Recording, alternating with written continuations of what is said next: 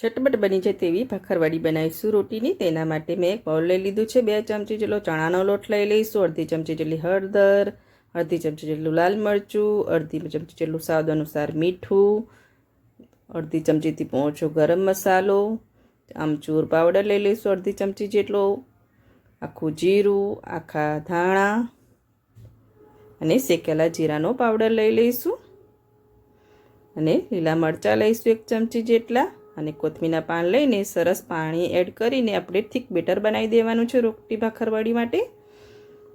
Mix કરી લઈશું। પહેલાં થોડું પાણી એડ કરીશું અને થીક બેટર બનાવી દઈશું।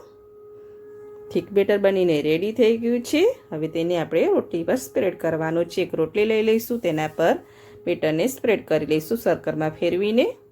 મીડિયમ થીક બેટર બનાવી છે અને એવું જ આપણે તેના પર લગાવવાનું છે। એકદમ લિક્વિડ પણ નથી બનાવવાનું। બેટર આપણે લગાવી દીધું છે સરસ। સાઈડની કિનારીમાં પણ લગાવવાનું છે। લગાવી દીધું છે। હવે તેનો ટાઈટ રોલ વાળી લઈશું। આ રીતે આપણે બધી રોટલીના પર બેટર લગાવીને તેનો રોલ વાળી લેવાનો છે। બધી રોટલીના રોલ વાળી દીધા છે। હવે આ રોલને આપણે સ્ટીમ કરવાના છે। તે રોલ આપણે સ્ટીમ કરવા મૂકી દઈશું। 10 મિનિટ માટે તેને સ્ટીમ થવા દઈશું। 10 મિનિટ જેવું થઈ ગયું છે, ચેક કરી લઈશું। રોલ આપણા સરસ સ્ટીમ થઈ ગયા છે। હવે તેને ઠંડા કરી લઈશું। ઠંડા થઈ ગયા છે, હવે તેને કટ મારી લઈશું। ભાખરવડીના સાઈઝના કટ મારી લેવાના છે। એકદમ ટેસ્ટી અને ઝટપટ બની જાય છે। જો આ રોટલી વધી હોય તો તમે આ નાસ્તો બનાવીને બાળકોને ખવડાવી શકો છો। કટ મારીને હું તમને બતાવું। જો એકદમ આપણી ભાખરવડી બની ગઈ છે। હવે તેને તળવાની છે આપણે।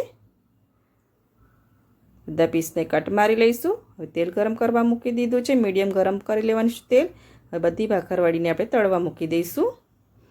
એકદમ ગોલ્ડન અને ક્રિસ્પી થાય ત્યાં સુધી તળી લેવાનું છે।